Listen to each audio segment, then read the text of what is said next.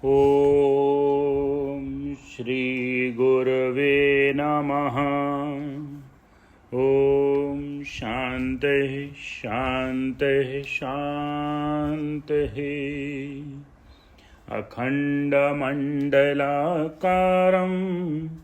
व्याप्तं येन चराचरं तत्पदं दर्शितं येन तस्मै श्रीगुरवे नमः।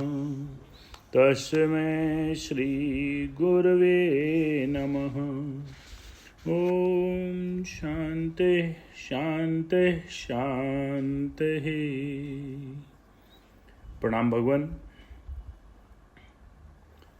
आदि गुरु शंकराचार्य जी के मंत्र और आलू वाले बाबा जी का विवेचन, मणि रत्न माला, जो वेदांत केसरी कार्यालय से प्रकाशित ग्रंथ है,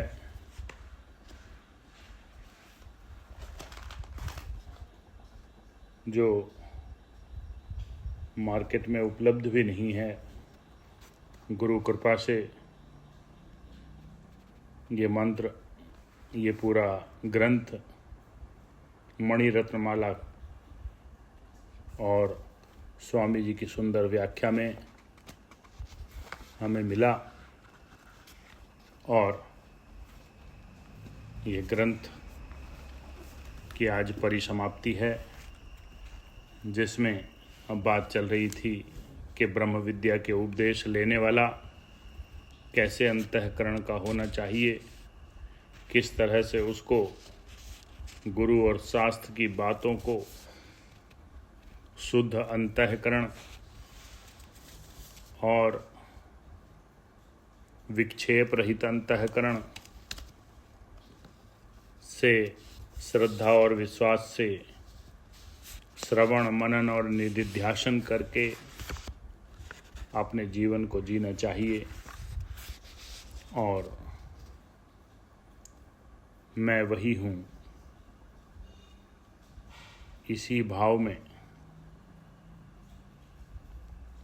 यदि वह जीता है तो जीवन भी है और मुक्ति भी है। शुद्ध अंतःकरण वाला ही ऐसे ब्रह्म विद्या के सदुपदेश को यथार्थ रीति से ग्रहण करता है और इस भव सागर से तर जाता है।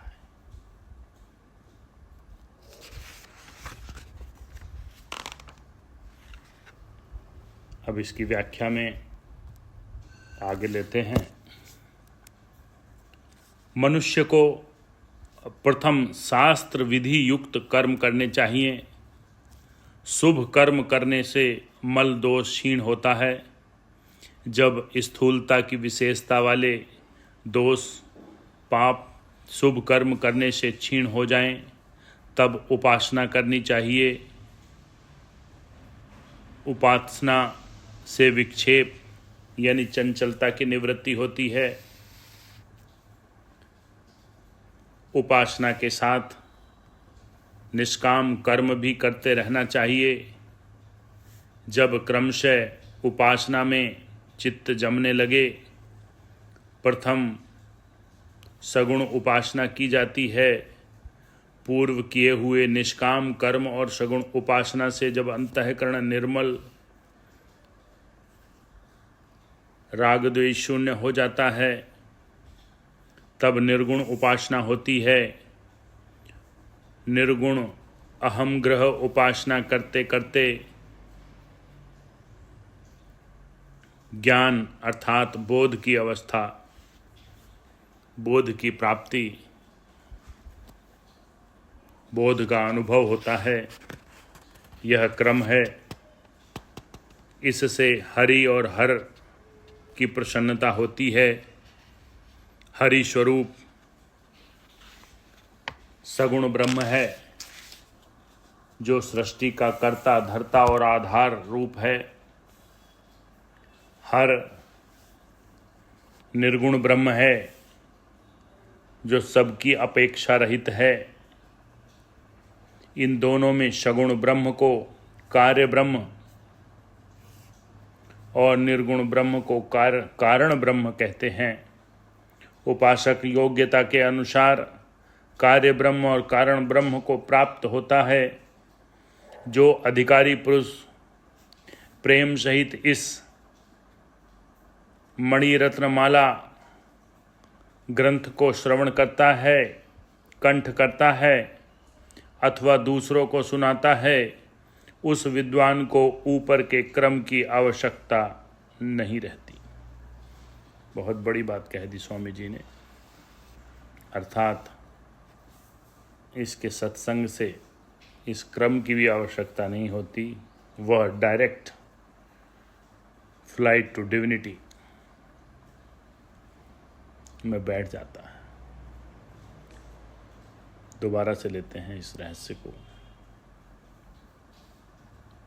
जो अधिकारी पुरुष प्रेम सहित इस मणिरत्न माला को श्रवण करता है, कंठ करता है और दूसरों को सुनाता है, उस विद्वान को ऊपर के क्रम की आवश्यकता नहीं रहती। क्रम से कर्म उपासना करते करते अंतिम तत्व में पहुंचकर जो आनंद प्राप्त होता है, वह ही आनंद मणिरत्नमाला के धारण करने से प्राप्त होता है। जिस प्रकार माला कंठ में धारण की जाती है, इसी प्रकार मणिरत्नमाला कंठ का भूषण है। जिस प्रकार माला हृदय का हार होती है, इसी प्रकार यह मणिरत्नमाला जिसके अंतःकरण में विराजती है, वह पूर्ण श्रीमान हो जाता है। उससे आद्य स्वरूप की प्राप्ति होती है, जहाँ किसी प्रकार की शोक और चिंता नहीं है, जिसका कोई अन्य अधिपति नहीं है, सबका नाश होने पर भी जिसका नाश नहीं होता, जो अपने प्रकाश से ही प्रकाशता है, जो स्वयं ही आपो आप है, जिसको समझने के लिए सच्चिदानंद आदि स्वरूप कहते हैं। ऐसा अवच्छिन्न अखंडित पर ब्रह्म स्वरूप होना मणिरत्नमाला धारण करने का फल है।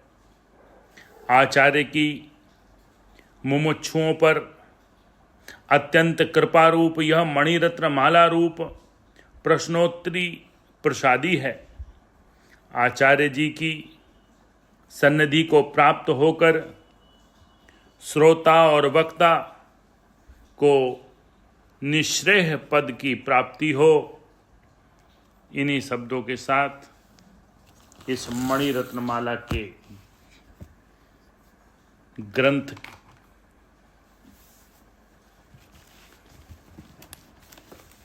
का भाष्य पूर्ण होता है। गुरु भगवान को, गुरु को, शास्त्रों को, सत्संग को बारंबार प्रणाम करते हैं कि इतना सुंदर ब्रह्म विद्या का ग्रंथ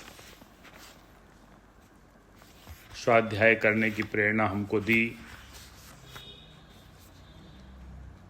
और हमारा अंतःकरण इस मणिरत्नमाला के भाव को समझ पाया और अपने जीवन में उतार पाए। इसी के लिए गुरु का आशीर्वाद सदा बना रहे। इन्हीं शब्दों के साथ मणिरत्नमाला का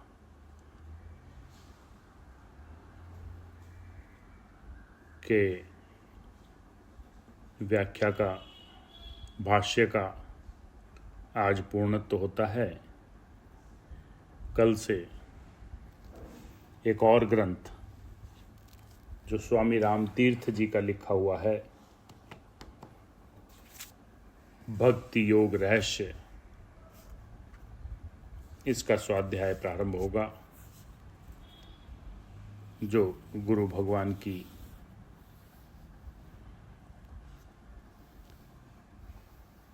हमको